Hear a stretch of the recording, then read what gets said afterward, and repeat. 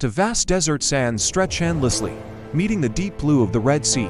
On the shore, a sea of people, the Israelites, stand huddled together, their faces etched with fear and desperation. Their leader, Moses, a man with a weathered face and unwavering eyes, looks out at the water, his hand gripping a simple wooden staff. Behind them, a cloud of dust billows on the horizon, growing larger by the second. The thunder of chariot wheels and the shouts of soldiers echo across the plains. Pharaoh's army, a relentless force of bronze and iron, is closing in for the final strike. The Israelites are trapped, a wall of water before them, and an army of death behind them. Cries of despair rise from the crowd. Had they been led out of Egypt only to perish here? Suddenly, the air crackles with an unseen energy. A blinding flash of light erupts in the sky, momentarily turning the desert day into brilliant noon. As the light subsides, a group of figures stands where nothing was before. There's a man with wild, spiky black hair and an orange sheet, his expression a mix of confusion and excitement. That's Goku. Beside him, another man with a stern, regal face and a widow's peak, clad in blue armor, crosses his arms. Vegeta, they're not alone. A small, bald monk, a tall Namekian, and a group of powerful warriors, the Z-Fighters, look around, their senses on high alert. Where were they? This wasn't West City, nor any planet they recognized. Their instantaneous movement had gone haywire, dropping them into this strange and tense situation. Goku's eyes widen as he takes in the scene the terrified crowd, the approaching army. Whoa, what's going on here?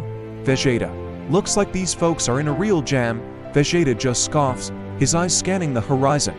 Their power levels are pathetic. This is a waste of our time, Kakarot. But even as he speaks, he can feel something else in the air, a presence that isn't keyed. It's ancient, immense, and utterly foreign. The Egyptian chariots are now terrifyingly close. The lead charioteers knock arrows to their bows, their cruel smiles visible even from a distance. Panic grips the Israelites, their wails reaching a crescendo. But Moses remains calm. He turns his back to the sea and raises his hands to his people. His voice, though not loud, carries with a divine authority that cuts through the fear. Do not be afraid. Stand firm, and you will see the deliverance the Lord will bring you today. His words hang in the air, a promise against impossible odds.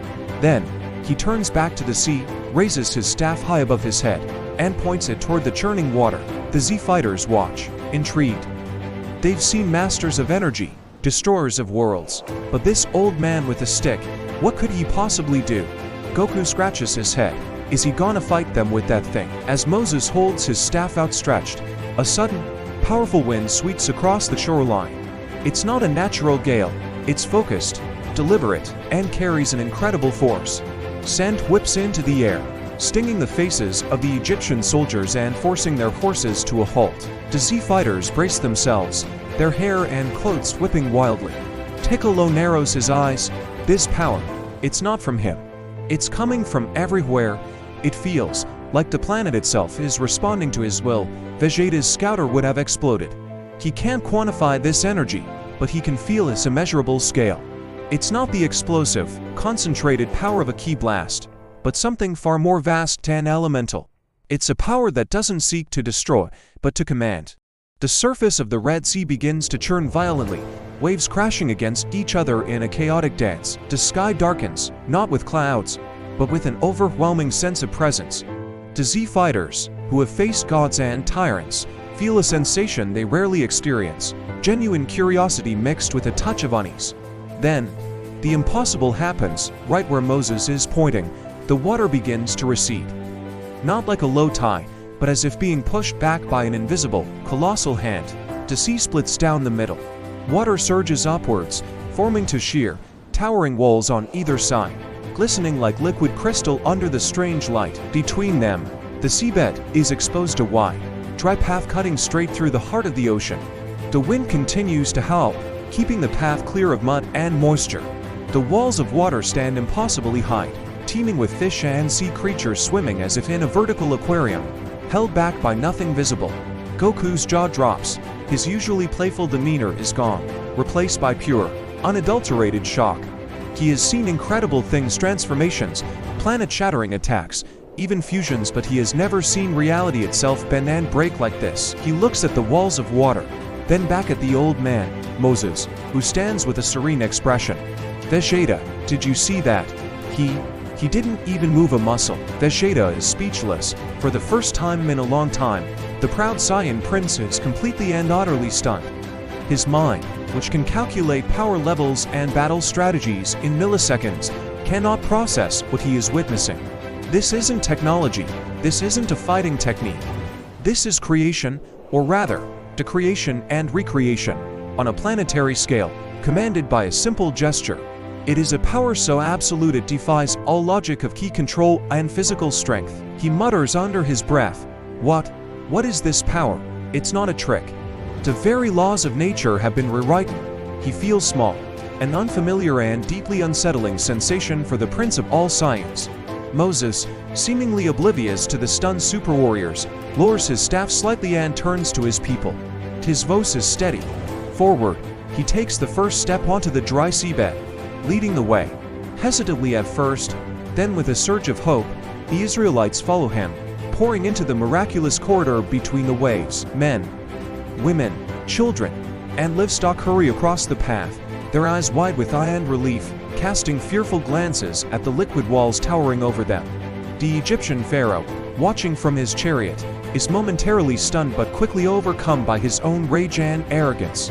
He sees not a miracle, but a pathway to his escaped slaves.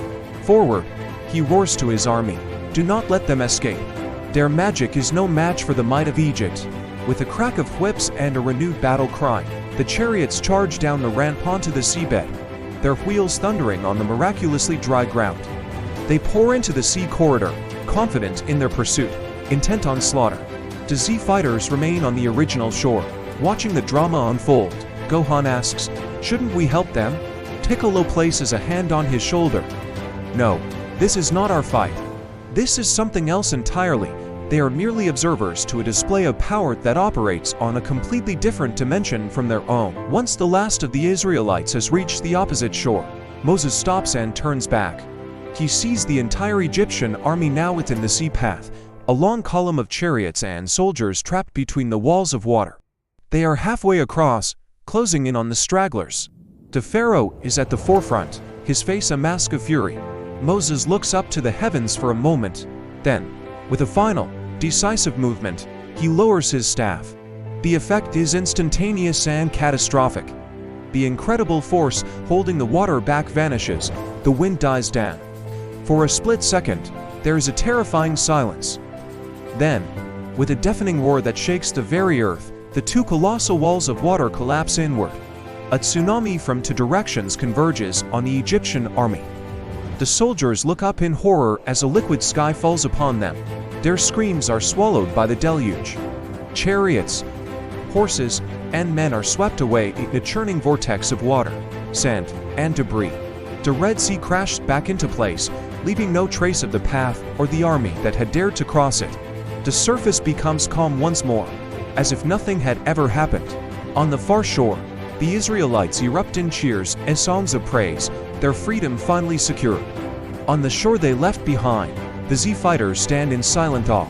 Goku slowly lets out a breath he didn't realize he was holding. I've never seen anything like it. Vegeta simply stares at the placid sea, his fists clenched. He had witnessed a power that didn't come from training, rage, or genetic superiority. It was a power that commanded existence itself. It was humbling. It was terrifying. It was divine. Without a word, the warriors exchange glances, a silent acknowledgement that there are forces in the universe far beyond their comprehension, powers that don't need to be loud and explosive to be absolute. Then, as mysteriously as they arrived, another flash of light envelops them, and they are gone, leaving the desert shore empty, with only the wind and the waves as witnesses to the miracle and the visitors from another world. Thanks for watching our story today. If you enjoyed this epic crossover, make sure to hit that like button, subscribe to the channel, and ring the bell so you don't miss our next adventure. Let us know in the comments what other crazy crossovers you'd like to see. See you next time.